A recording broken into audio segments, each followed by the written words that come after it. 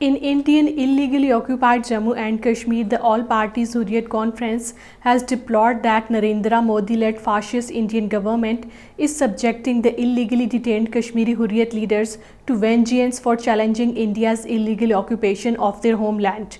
According to Kashmir Media Service, the APHC in a statement in Srinagar strongly denounced the continued illegal detention of Hurriyat leaders Musarrat Alam Butt, Shabir Ahmad Shah, Mohammad Yasin Malik, Asiya Andrabi, Naeem Ahmed Khan, Altaf Ahmad Shah, Ayaz Muhammad Akbar, Pir Saifullah, Raja Mirajuddin Kanwal, Farooq Ahmad Dar, and Shahidul Islam.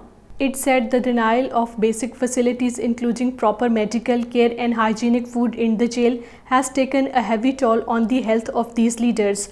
However, the APHC said the worst Indian atrocities have failed to force the Hurriyat leaders to give up their just cause, and they are determined to spearhead the ongoing freedom movement till it reaches its logical conclusion.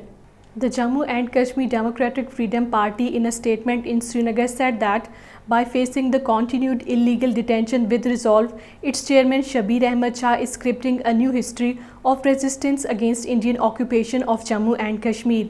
It said in his 67 years life, Shabir Shah has to spend 36 years in prisons, detention and interrogation centers within and outside the Kashmir Valley because of his political beliefs. Meanwhile, Indian troops launched a cordon and search operation in Katpura area of Kulgam district today. An Indian soldier was critically injured in an attack in the same area during the operation.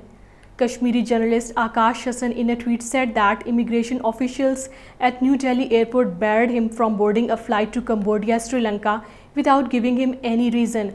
Akash said that he was headed to report on the current situation in Sri Lanka.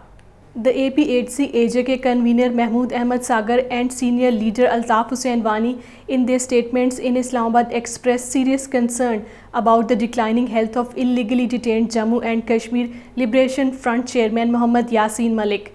The JKLF chief was shifted to a hospital yesterday after his condition deteriorated in New Delhi's infamous Tihar jail, where he was in an indefinite hunger strike since Friday against the unfair trial in the cases registered against him.